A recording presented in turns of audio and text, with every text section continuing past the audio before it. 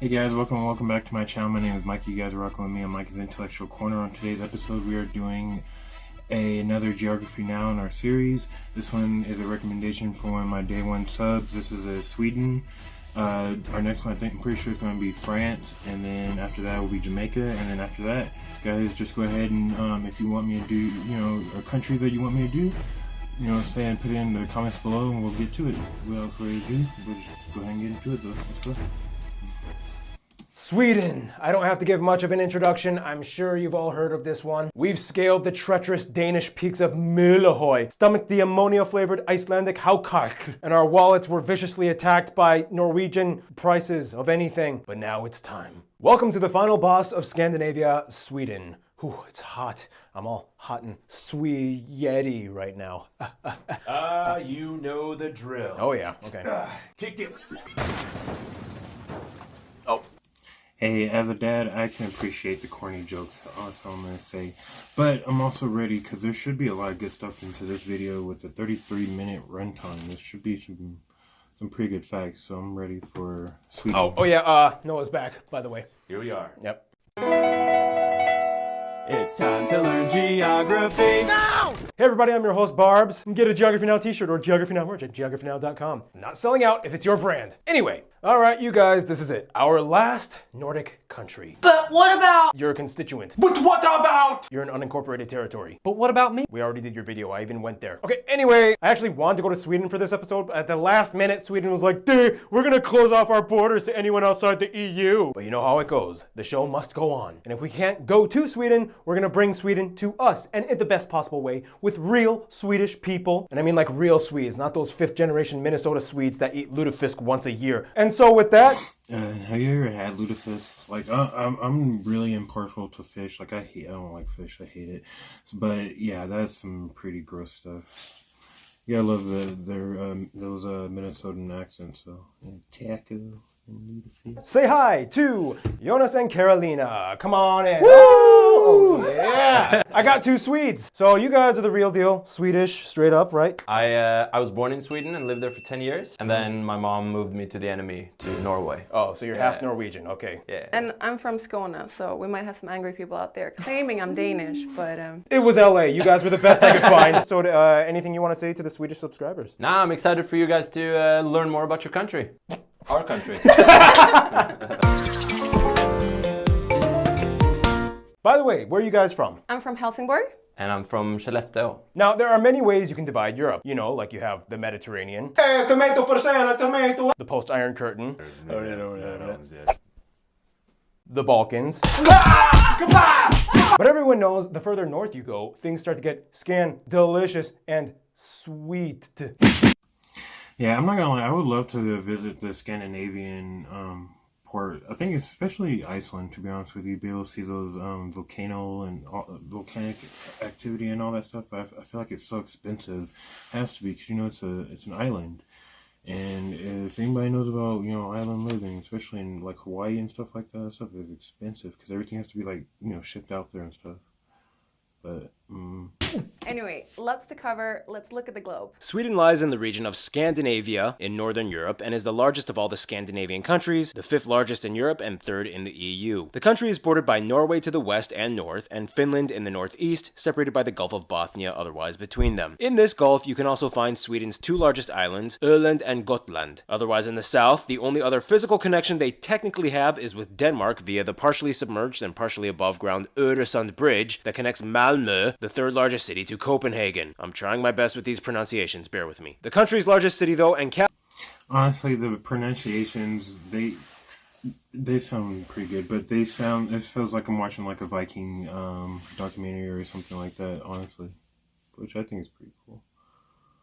Capital is Stockholm, located on the east side of the country, and it actually sits on 14 islands with over 50 bridges at the drainage of Lake Mälaren, with over 20 lakes and countless streams. This is why it is sometimes referred to as the Venice of the North. The country is divided into 21 counties, each abbreviated by a letter or double letter known as a country code. For the EU statistical system, though, the counties are grouped into 8 riksområden, or national areas, to address things like population data and so forth, but they in themselves do not have any administrative function. Otherwise, if you ask a Swede, they might revert back to the three traditional lands of Sweden: Norrland, Svealand, and Götaland. Technically, there was a fourth, Österland, which was basically South Finland when it was under Swedish rule, but that term hasn't been used since the 15th century. Which is pretty cool if you think about it, though. But in historical terms, and as a future historian, I'm just thinking of it in Anyway, Stockholm is also the central hub of economic activity and transportation. The largest and busiest airport is Stockholm's Arlanda International, which, like so many European international airports, is located super far from the actual city. It takes a 20-minute express train or 45-minute car drive to downtown. The second largest airport, Landvetter International, is located in the second largest city, Göteborg, or Gothenburg for the misguided English speakers. Göteborg actually also has the largest shipping port in the country and the largest in all of Scandinavia, taking in about a third of all Swedish trade activity. It lies on the Kattegat and Skagerrak, the shallow straits that open up Scandinavia to the rest of the world.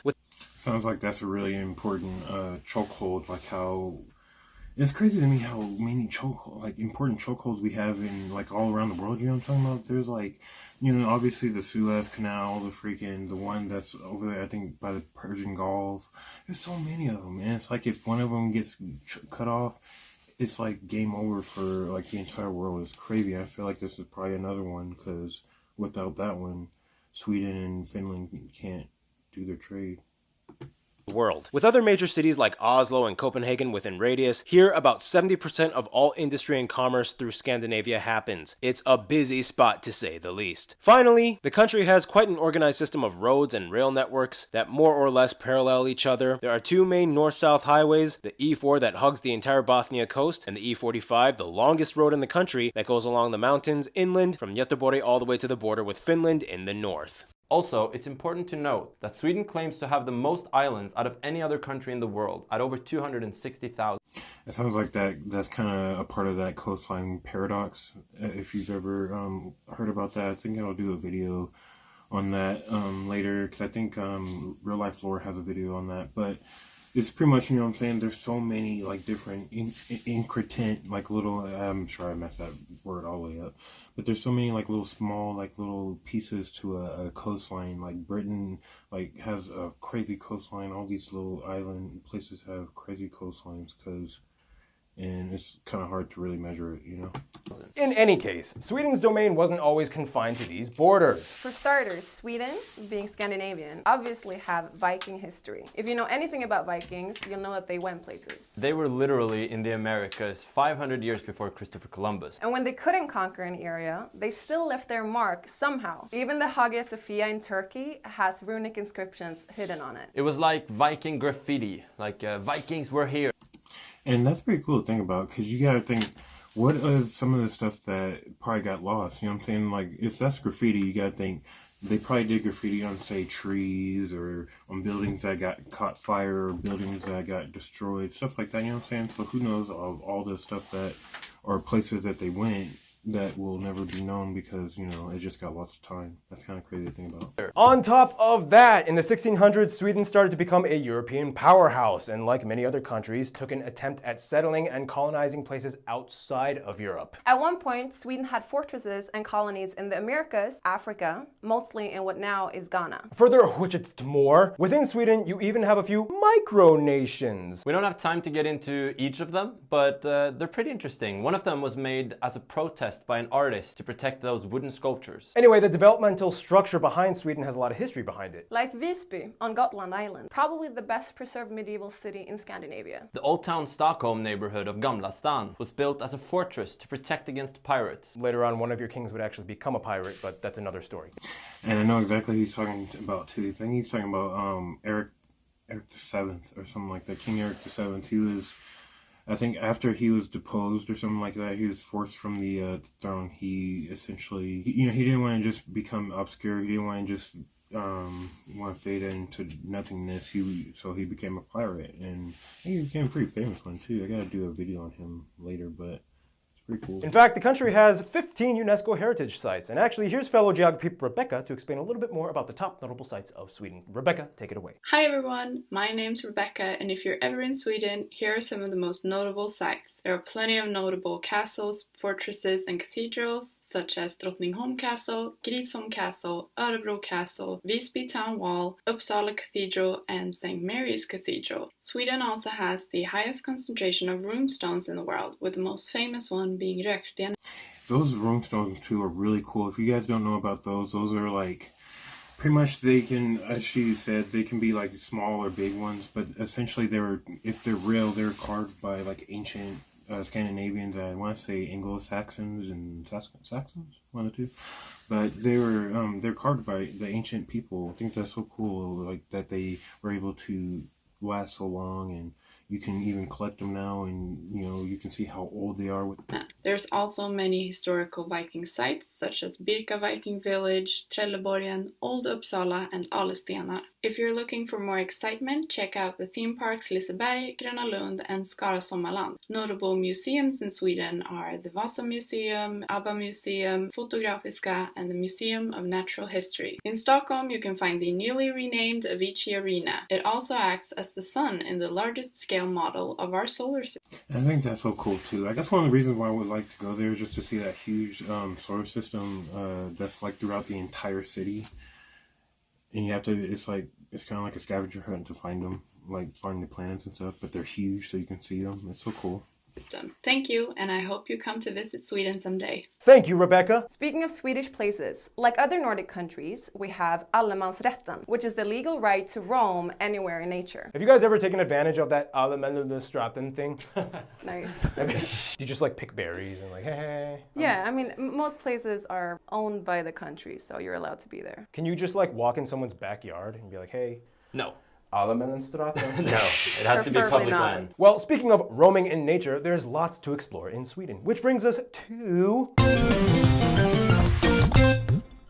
Now, in the Nordics, each country kind of has their own trademark physical trait. You know, Norway has the mountains and fjords. Denmark has the flat grassy farms, Finland is the land of lakes. and Iceland is basically just one big volcano. And then you get to Sweden and it's like a little bit of everything. Yes, there's even a small sand volcano in Simrishamn. Sweden lies on the Scandinavian peninsula of northern Europe, shared with Norway, on the east side of the Scandinavian mountain chain that separates them. Here you can also find the tallest peak, Kebnekaise, in the far north. This means that Sweden gets most of its river runoff from the mountains that mostly flow down into the Gulf of Bothnia, and the longest river shared with Finland being the Torne or Torne. I feel like with all that, with all those rivers, it should be pretty plentiful with the soil there, but probably not. But that might be a reason why there's so many trees there, though. Maybe because of all those rivers. River. The longest river fully within Sweden, though, being the Dalälven River. Amongst these rivers is an abundance of lakes and ponds peppering the flatter hilly valleys below, the largest of these lakes being Vänern and Vättern in the south. The reason Sweden has so many of these pockety lake zones and eroded rivets is because they sit on a post-glacial rebound zone. Basically, during the Ice Age, all this land was crushed by heavy ice, but after the ice melt, like a sponge, Sweden started to slowly spring back up again. Yeah, I was about to say, it looks like it was once under a huge ice sheet. That's probably what Antarctica looks like under its like whole kind of that spongy looking earth like that, where there's a whole bunch of lakes and stuff set. This means every year Sweden recovers on average about 4 millimeters of land from the sea. In some places, even more. This is why you might see extended piers from old homes that once used to be situated on the shore. The country has 4 general climate zones. The oceanic zone in the south by the Baltic Sea. This is also where most of the agriculture is situated. The continental zone is in the middle part of the country. And finally, the subarctic in the north just above that. These areas have the highest forest concentration in the country. Also, the peaks of the mountains are classified as tundra. The top 15% of Sweden lies just north of the Arctic. How many people actually live up there, though? You know what I'm saying? Up that north? Because I want to say the Sami people live up there, but like how many, like is it like Canada is? When like the further north you go, like just the more emptier it kind of gets. But who knows? Arctic Circle, where the coldest temperatures and highest snowfall happens. Otherwise, in the south, they might not even get any snow at all in the winter. Just cold, depressing rain. Numbers fluctuate depending on which source you study, but somewhere around or above 60% of the country is forested, making it the second most forested country in Europe after Finland. It's also important to note that Sweden has aprilväder, or April weather, in which, It's pretty crazy. Yeah. Pretty much anything can happen. Yeah. Yeah. Well, the sun is finally out after 6 months of darkness. So clothes come off. We sit in the sun. Oh, whenever you see a Swede too, expect this. facing the sun, eyes closed, and then all of a sudden a storm hits or snow comes or Out of nowhere. yeah. I don't know where. The interesting thing, though, is that Sweden in the past was kind of not much like what they are today. In fact, at the beginning of the 20th century, much of Scandinavia was struggling with widespread poverty. However, much like Germany's Wirtschaftswunder, they had the Rekordåren, in which Sweden's economy bursted with now industries and innovation. And luckily, unlike Germany, who had to deal with a whole bunch of stuff before that, they weren't really too affected by World War I or World War II, if I'm not mistaken, and actually managed to stay neutral between both of them.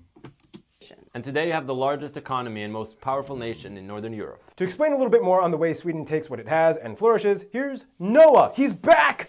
Well, here we are. Once again, let's get to it. Despite having lush green lands, only about 7% of the country is arable. Therefore, agriculture isn't exactly their main focus. Today, much of Sweden's open market economy is heavily based on exports, especially in the timber and mining sectors. The largest mine in Kiruna is actually so large they are currently in the process of moving the town and residents to make. Is that if anybody who lives in Sweden can tell me, like, is that a problem there? Because I would feel like that has to deal with like a lot of displacement and stuff like that if they're trying to make an entire town leave, you know?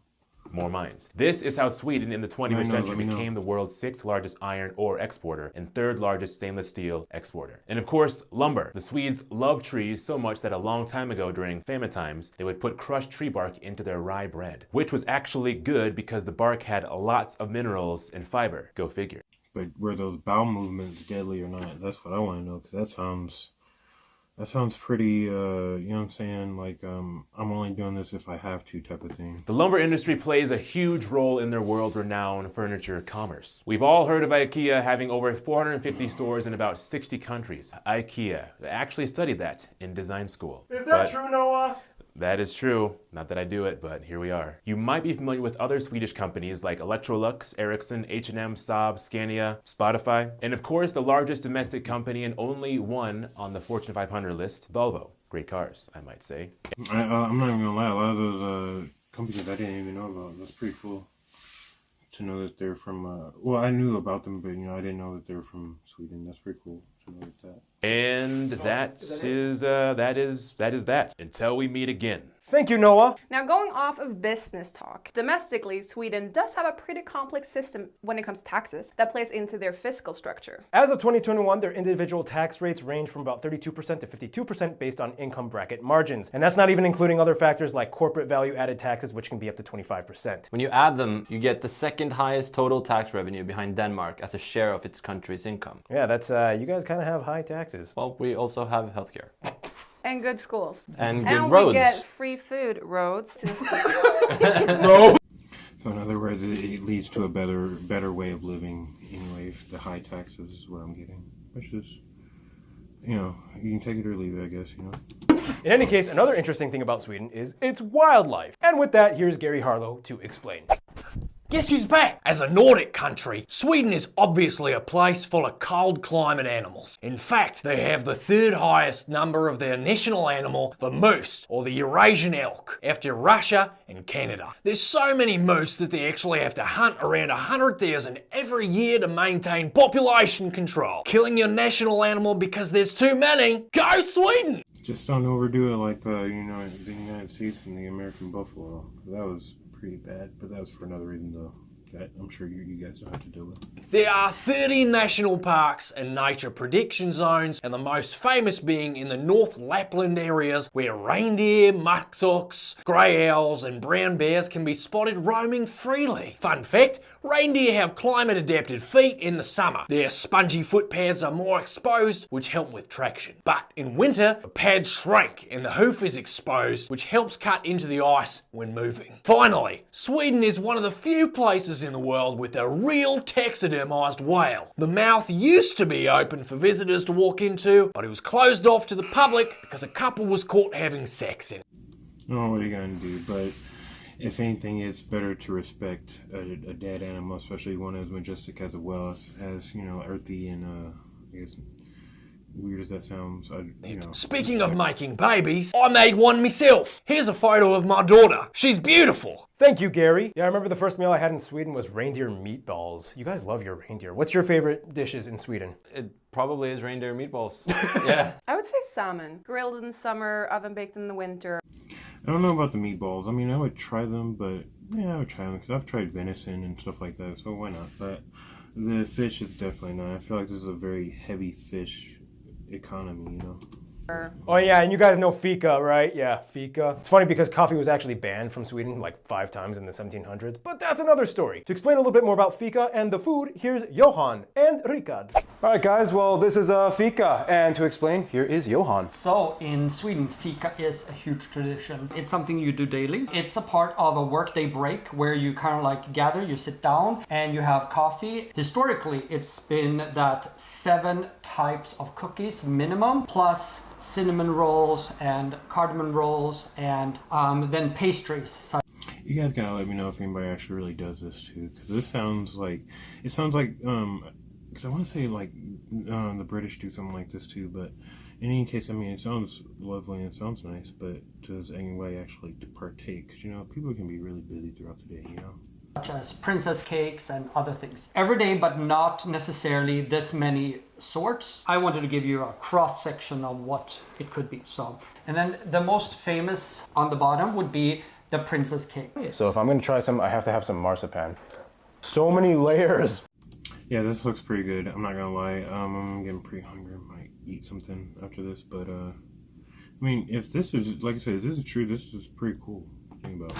I know. Wow. And Hello there, my name is Dick and I'm here to talk about some of the food. We have kroppkakor or palt, depending on if you are from the north or south. Sill, or as you will call it, herring. We have reindeer, pea soup, cauliflower soup, surströmming or sour herring, but eat at your own risk. All of these foods can be eaten at the traditional smörgåsbord or smörgåsbord, basically a Swedish buffet. We also have Kalles or Charles caviar. It's a Swedish style of smoked cod roe, not that super There's a lot of fishy trends, like I said, that I can see on here, which is okay, you know what I'm saying, and I feel like I can probably learn to like it, but I can't do it. But like I said, I would still try those reindeer meatballs. I don't know. Expensive. And of course we have knäckebröd! And the traditional national dish of Sweden, Swedish tacos. Over to some drinks from Sweden. We have akvavit or flavored caraway liquor, julmust on Christmas, and påskmust on Easter. Glögg, we have glögg.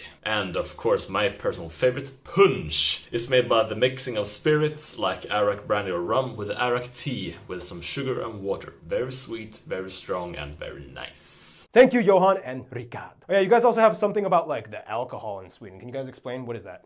It's called the Systembolaget, which is like the Swedish system of selling heavily regulated alcohol at state-owned stores at set prices. So you can be 18 and go to a bar to get liquor, but you can't buy it at a store until you're 20. Correct. Logic, Logic, yeah. The way it goes is that Norwegian people go to Sweden to buy alcohol, Swedish people go to Denmark to buy alcohol, and Danish people go to Germany to buy alcohol. You guys all have a system. Yeah, we have a system for cheap alcohol. And I would just go to Poland for alcohol, because you can get like a whole freaking bottle for like $2 US. I'm just saying. Stuff is stupid cheap. So there's probably a bunch of 16-year-olds taking a ferry over to Denmark. The ferry itself is a party. I've been on that ferry. I've been on that ferry with my mom between Helsingborg and Helsingør. Oh, and a funny story, I was told when potatoes were introduced to Sweden, it was kind of like this. What are these things? Well, obviously, liquor. And that's how akvavit was born, supposedly. Oh, and what's that thing about candy on Saturdays? Explain, Carolina. Lördagsgodis. You get to eat candy on Saturdays. So when we were kids, we got a little amount of money. We got to run to the store and pick our favorite candy. It's amazing. Best in the world. I mean, yes, good ingredients. When you come here, pretty much half the ingredients of American candy is illegal in Sweden. So. Yeah, we do that. Sounds like a U.S. burger, or you ever seen those? The difference between a U.S. McDonald's burger and a U.K. McDonald's burger and stuff is ridiculous. How much stuff we put in. But yeah. Well, on that note, we've talked a lot about some of your small little traditions. Let's explain a little bit more in I asked Geography Johan to explain Swedish people and what they're like, and he described it something like this. A Swedish person is pretty reserved. They will definitely help you, but probably won't take the immediate initiative to help you. The way I see it, it's kind of like, oh no, I hope I don't fall. Oh, I'm falling. Oh, and I dropped my wallet. And I got the results of the test back. I definitely have breast cancer. Can you help me? Or... Oh, I'm sorry. Was I supposed to help you? Yeah. Oh my God. Well, you should have asked for help then, dang. That's how I see it too. No, it's okay. I see it the same way. Yeah, here's... Also, what are some other kind of taboos in Swedish culture? What do you think? I guess when you get on the bus, if there is another available seat and you go sit next to someone, don't do that. Just don't. And don't have too much eye contact in general. Preferably none. Explain, what is lagom and jantelagen? It's a law that basically tells you that don't think you're better than anyone. It's like, don't tell people that you got good grades. Just get them and move on. But still, you know, kind of let them see it on you. Yeah, it's definitely based on status. Lagom is this word that does not exist in English, and it basically means not too much, not too little, just the perfect amount. I would say that a Swedish person is generally intelligent. Is that full of myself saying that? Nah, it's just a result of our educational system. That's right. But part of your culture, jantelagen, you're not allowed to do that, right? Well, we're not allowed to brag, no, but now we're in America, so... Well, that was a discussion. Any case, let's break down the population of Sweden. Sweden has a population of about 10.25 million and has one of the oldest populations in the world at about 41 years of age on average. About 75% of the country claims to be ethnically Swedish, and this is where things get a little complicated. For the remaining 25%, the Swedish government doesn't have any official statistical data on foreign background, but what we do know is that of these people, Kind of sounds like you guys just have to do a little bit better on the census report. That's which, you know, that just I don't really know much about that, but you know, even we have problems with that. But yeah. About 2 million of them were born abroad, and about 600,000 were born in Sweden as second generation with foreign parents. We also know that as of 2020, due to the refugee crisis, the largest immigrant communities had origins mostly from Syria and Iraq, which surpassed Finland and Poland in the 21st century for the largest foreign-born communities. Yeah, we'll talk about the refugee thing later. But in the meantime, Sweden uses the Swedish krona as its currency. And we use the type C and F plug outlets, and we drive on the right side of the road. But we used to drive on the left side until September 3rd, 1967. When the högertrafiksomläggningen was instituted. And it was a crazy time. People were all confused and jamming into each other. In Sweden, the official language is, shocker, Swedish. But the funny thing is, even though Swedish originated and has pretty much always been spoken natively in Sweden, Swedish actually only became official in the country in 2009. Yeah, they kept kind of arguing about it. It was like, no, it might be seen as more difficult for international issues. It might be seen as discriminatory maybe for those who don't speak Swedish. God! So let's break this down. That's called politics, people. And as stupid as that sounds, that's politics. That's all I can say about that. The country is called Sweden. What the f*** do you think people should speak in Sweden? And that's how Swedish became the official language of Sweden. We've explained this before, but the 3 Scandinavian countries can all more or less understand each other. If you learn one, you can pretty much kind of communicate with the others. I'm feeling like the same goes for Finland, since they're not up there either, because yeah, I know that language can be a little hard to learn too. Last time I tried anyway.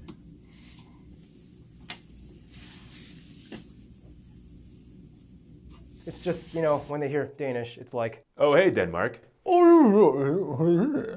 Interesting. And the interesting thing is that the Swedish language has pitches. Here's Geography Marcus to explain a little bit more. So yeah, Swedish is a very hard language to learn. We also have pitch dialect. Some words look and are pronounced exactly the same but have different meanings. So the word plan, it can mean a plan, like having a great plan. It can also mean pitch, like a football pitch, fotbollsplan. Banan, which means banana, but if you pronounce it banan, it means the track. Thank you, Marcus. In any case, on top of that, there are also 5 protected languages in Sweden. Finnish, Menkal, Sami, Romani, and Yiddish. Also, Sweden has a lot of regional accents. If she spoke her native language right now, or you don't even say dialect, you say language. Native dialect, I wouldn't understand a word. Say the most difficult southern Swedish thing you can say. Okay, this is not my accent, okay? Disclaimer. Det är nämnt, men tradigt och köra Yeah, I'm rulleball. pretty sure that if I'm not mistaken, too, Swedish has like I think I want to say like almost 1,000 or 2,000 more words than English language too, if I'm not mistaken. If I'm wrong, let me know. But yeah, pretty sure. Rulleball. It is easy but difficult to drive a roller coaster. Wheelbarrow, but that was really good. Right? Yeah. All right. Yeah. You thought wheelbarrow was roller coaster. Whoa! In any case, Christianity was introduced in the 9th century. Today, most Swedes, regardless of their level of religious devotion or lack thereof, are at least registered with the Swedish Lutheran Church. And like the Danes and Norwegians, they have their confirmation ceremonies at age 14 or 15. In old times, ancient Swedes and the Norse people followed the Asatru religion, where Thor, Odin, Loki, all of them were from. Otherwise, Sweden is a constitutional monarchy, although they are mostly seen as just figurehead celebrities with almost no actual legislative power. And today, the royal family is actually Yeah, and I French always thought that was descended. kind of crazy how easily the Swedes kind of accepted Marshal Bernadotte. Because obviously the Spanish did not accept their French king so easily. But obviously he was what was maybe best for the country. Maybe that's why they did. For what it's worth, being the largest of the Scandinavian countries, Sweden has a lot on its plate. In general, most people would say that the system works. Yes, we do have one of the highest life expectancies in the world at over 82 years. People get paid to go to schools they are accepted in. Healthcare is free for people under 18. Dental is free for anyone under 23. Otherwise, there are price caps for medical and pharmaceutical services, and they are usually cheap. However, for the population, there is a bit of a shortage in medical facilities, and like most state-subsidized healthcare systems, wait times can be an issue sometimes, and they follow the 0-30-90-90 rule. This rule states that a person cannot wait more than 90 days to see a specialist and 90 days after diagnosis to receive surgery unless it is deemed an emergency. This means that the worst case scenario, potentially, it could take almost half a year to get treated. This is one reason why 1 out of 10 Swedes actually prefer private insurance, which was, made available in 2010 rather than relying on universal healthcare system. Otherwise, we aren't going to fully sugarcoat this episode. Everyone knows that Sweden has seen quite a few drastic changes in the past decade or so. During the 2014-15 refugee crisis, Sweden saw a wave of asylum seekers, mostly from Syria and Iraq. Obviously, this unexpected influx in such a short time, barely allowing the new immigrants time to integrate, kind of played out in many ways that made international news. Now, this is where the narrative kind of steps on thin ice, because you want to be seen as compassionate, but you also can't avoid the fact that statistically, problems that quiet Sweden had never really seen before obviously kind of started to arise. We've seen the news features, riots, multiple cities, crime rising, but at the same time, you also want to be seen as compassionate, but without sidestepping the... My only thing is just, don't do how France responded to their crisis and making the hijab illegal and stuff like that. Like, that wasn't, I didn't think that was cool, but yeah, I feel like they probably did, handle it well, so. Issues. So the question was, how? Well, it's not an easy question to answer. So, I don't know, what do you guys think of that whole situation of the drama? You can see it as either win-win or lose-lose in many ways, because if you're completely against taking in immigrants, you're basically considered a racist. And if you're trying to turn a blind eye to the fact that, crime has risen a lot the last years, then that's not great either. So I think this is a fairly new problem, and it takes some time to really figure it out. It's difficult. And kind of a discussion of how to help people, integrate into the society in general. Swedish society. I think integration is keyword. Half the people are gonna argue for all the benefits of opening our country up and helping people, and those are huge as well. Yeah. See, this is kind of part of the complication of... In my opinion, I feel like, if you're going to another country, you have to be respectful of that country, because, you are going into their country. But at the end of the day, too, I feel like that country shouldn't single out those people who are trying to seek asylum. I think that, like they said, they should help integrate them and then, just leave them alone, essentially. But help them integrate into your society if you want them to be into your society, I guess. Sweden. There's always like a dichotomy of ethics and consequences within their story. For example, they've been neutral, or at least on paper, for 200 years, yet that neutrality has always kind of been tested throughout the time. In World War I, our choice not to intervene pretty much costed us the chance to integrate the Åland Islands. And in World War II, Sweden took almost all of Denmark's Jewish refugees. However, they did trade with Nazi Germany and let them use the railroad. But it's like, what other choice did they have when they just witnessed and saw Denmark getting demolished and attacked and occupied in 6 hours? It's like, do you stay neutral yet technically cooperate, or fight back with no chance and lose everything? But I mean, that's also them being neutral. You can't help out one country without helping out the other. You know what I'm saying? That was just them being neutral. So, as bad as that sounds, that's neutrality for you. So many heavy choices with no simple answers.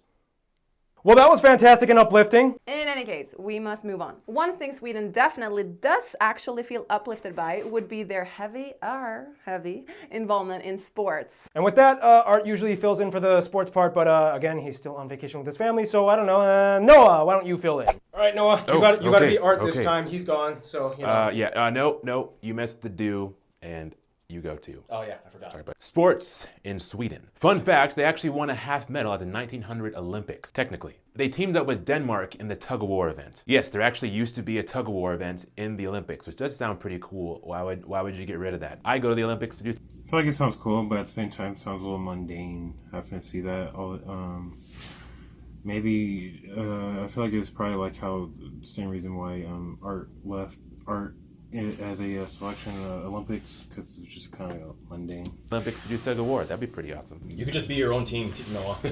There are two sports that kind of originated in Sweden, brandball and floorball. Brandball is kind of like baseball, and floorball is basically like hockey with a ball on the floor. So the thing about Sweden is that each of their neighbors is kind of like their biggest rivals in a certain sport. And of course, we can't mention football without mentioning their biggest player, Zlatan Ibrahimovic. But depending on who you ask, many people might say that ice hockey is the national sport. In 2006, they became the first and so far only team to win both tournaments in the same calendar year, Olympics and World Championships. They're part of the Big Six that are considered the best ice hockey teams in the world, including Canada, Czechia, Finland, Russia, and the United States. That's the sports parts. Thank you, Noah. So much culture in Sweden. Actually, if you want to learn more about it, just read The Adventures of Niels. He rides a goose around Sweden and learns some life lessons along the way or something. With that, here's Random Hannah with culture stuff. Hey guys, I'm back! Woo! In Sweden, you'll find that every region has its unique identity. For example, the Sami people of Lapland in the north, they have their reindeer herding, tents, and cult or yakti clothing. If I'm not mistaken, too, the Sami people used to have their own, like, actual kingdom that got absorbed into the Swedish kingdom, but if I'm not mistaken...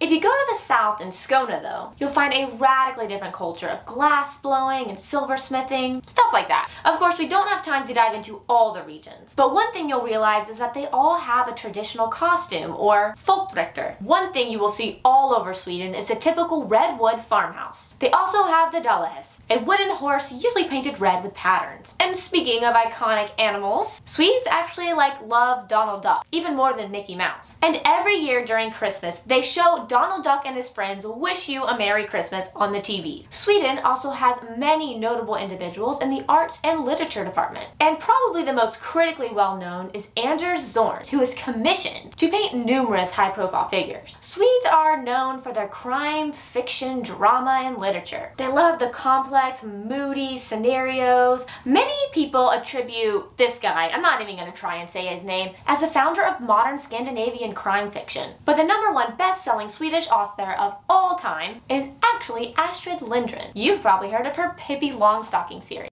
I used to love Pippi Longstockings whenever I was a kid. That was my stuff. And speaking of consumable media, if you want to learn about culture, history, and geography through film, check out Filmography Now, where we talk about people like Ingmar Bergman, who is a huge influential person in the film industry, and he was from Sweden. Finally, Sweden is known for having a ton of inventions and discoveries, such as nicotine gum, the pacemaker, the 3-point seatbelt, GPS, the ultrasound, dynamite, and the Celsius temperature scale. And 4 elements on the periodic table were named after the town Ytterby.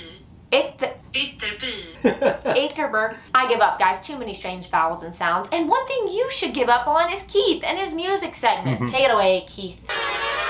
Yeah, I was wondering when they were about to start talking about, because it's like Sweden has like so many dang heavy metal rock bands and stuff like that. Like, how can you not mention that? Wow, so we're finally talking about this country that I have totally not any sort of bias towards. Oh wait, hold on, I think I'm forgetting something. I hope everybody recognizes my favorite Swedish band right here. Let's talk about Sweden, shall we? Technically, Sweden doesn't have a national anthem. So they have this one song, it's called Du Gamla Du Fria. I guess it's the de facto anthem, but not the official one. There's tons of really great Swedish folk songs accompanied by the Swedish nickel harp. Kind of looks like a keyboard mixed with like a violin. Who likes Strandberg guitars? I do. Just so many great guitar players. Per Nelson, greatest guitar player I think out of Sweden. There's also Yngwie Malmsteen, Ola Öglund, Michael Ackerfeldt. I don't understand why Scandinavia has produced some of the world's... Because they're probably always snowed in and they get bored and then that's all they can do, essentially. Maybe. greatest guitar players. Anyways, Sweden has also a very pop-centric side. Who doesn't know ABBA? I Want to Be a Dancing Queen. ABBA won in 1974 for the Eurovision contest. Also, now ABBA's actually going to be making a new album after doing 40 years of basically nothing. Since then, Sweden has been kind of the pioneers of like electro pop and dance music. More well-known artists might be like Avicii, the Carnigans, Swedish House Mafia, Roxette. Funny thing is, a lot of American pop songs were written by Swedes. Max Martin has hundreds of songs. Before I go, some of the bands that I really do enjoy are Opeth, Meshuggah, Pain of Salvation, Sabaton. See, I want to get into Sabaton because, you know, obviously they're history based, but I'm also a little afraid because I'm afraid to do music on here because I've heard that music can be like the main thing that can get you a strike or whatever, and I'm just so afraid of that. There's Beardfish. I wish I could name them all. Anyways, you guys have a great one. Love y'all. Thank you, Keith. Any music suggestions for Swedish music? Robin. She's a great musician. Benjamin Ingrosso is killing it. Well, speaking of which, Carolina is a musician and an artist, and you can follow her Spotify at this link right here. No. Well, I will promote it. I will promote your Spotify. Don't be all Logum or Jantalo and whatever that is on me. You got to promote yourself. This is America. So far released 3 Swedish songs, 1 English one. You want to promote anything? You have a website? Anything? No. You were in a Norwegian movie and it got an Emmy Award. Yes. Yeah. Yay. Yeah, your music has touched the world in so many ways. And another way Sweden has made its name across the world is by interacting with it. So let's move on to the friend zone. Now, Sweden has an interesting way of dealing with the rest of the world. They kind of have a hands-off unless really necessary approach to international conflict. For one, their security doctrine states that they have a non-partisan stance in regards to military alliances. However, it permits cooperation with threats against peace security with their military. Yes, Sweden has a military. Yeah. It kind of reminds me though too. I think Sweden was one of like a couple of countries back in during the Vietnam War that actually supported the Viet Cong over supporting the United States. I want to say, which is fine, but it's just an interesting little fact. Nonetheless, they joined the EU in 1995, which some criticized as being against neutrality, but Sweden decided to see it as an extension of economic activity that had already been going on with the EU, and they also hold the right to not participate in EU defense. Today, they have 79 embassies abroad on all inhabited continents. In Asia, Iraq actually has had relations way before conflict years, dating back to the 30s, when members of the royal family visited Baghdad to see King Ghazi of Iraq. In the 80s, Swedish companies opened up in Iraq, trade was developing well for a while, and after conflict years, many Iraqis chose Sweden as their destination as refugees. The USA and Canada have always been close, as the US has the largest Swedish diaspora community at over 4 million people, most heavily concentrated in Minnesota. Canada having just about 500,000 with a huge community in Manitoba. Between 1820 to 1930, about 1.3 million Swedes immigrated to the Americas, which was at that time about 1/3 of the entire country. And today, these nations not only had a close historical bond, but in almost every diplomatic measure aside from military conflict, they've cooperated. Yeah, except for that one military conflict. Like I said. Bringing it closer to home, Sweden is actually one of the top donors of Moldova in regards to aid and development. They set a strategy of cooperation in 2007, which gives 11 million euros dedicated to good governance, economy, and rural development. Now we go even closer to the inner circle, the Nordics. Every single one of these 5 nations and their territories has an opinion about Sweden, and the gossip is heavy. Finland is, of course, really close, as for about 600 years they were actually a part of Sweden. And today, Finns are one of the largest non-Swedish communities communities with a protected language in pockets throughout the country. For Iceland, it's like, we're cool with them, nothing against them. They talk like our ancient Norse ancestors, but otherwise, they're totally our distant cousins. Then we get to the last two, Denmark and Norway. Now here's the thing, each one kind of has a small historical gripe with Sweden. Denmark, as you know, has had more wars with Sweden than any two nations on Earth, constantly fighting over influence for Northern Europe. Norway was kind of pissed that Sweden's neutrality prevented them from intervening in war times when they thought the Swedish were like really close, and Norway was even... Yeah, I was about to say, like, I feel like that probably made it a little bit, probably awkward. Not, you know what I'm saying, just for the fact that they were like the only country up there that stayed neutral when literally everyone around them would have to go to war. It's like, come on, you can't help us even a little. part of Sweden. This was especially evident in World War II. It was like the moment of tension. Nonetheless, at the end of the day, you cannot separate the Scandinavian trio. They just get each other too well. They share too much, they have the same general Scandinavian minds, they have that Viking blood, they are truly people of the North. After the insults have been hurled, they will probably say, okay, yeah, we love each other. Denmark and Sweden, though, will probably first hug Norway before hugging each other, but otherwise, yeah, inseparable trio. All right, and in conclusion, you are the Swedes. I'm going to step out, hold the flag in the background while you speak freely from the heart. I want to say in conclusion, Sweden is a beautiful country with beautiful nature, beautiful architecture, if we haven't mentioned that just yet. Yeah, and like we mentioned, if you meet a Swedish person, he or she might be a little I'm not sure about you, but lead on with a smile and some love and you'll get the exact same back, I promise you. Yeah, I would love to go to Sweden, definitely, in my future travels, but probably not going to happen, just realistically, but if it does, hey, that'd be amazing. Like that was good. All right, well, thank you guys so much for being in this episode. Thank you. And stay tuned, Switzerland is coming up next. Alright guys, we'll go ahead and end it right there. So yeah, very long episode. I'm sorry for taking you so long. I'll see you guys when I see you. I'm out.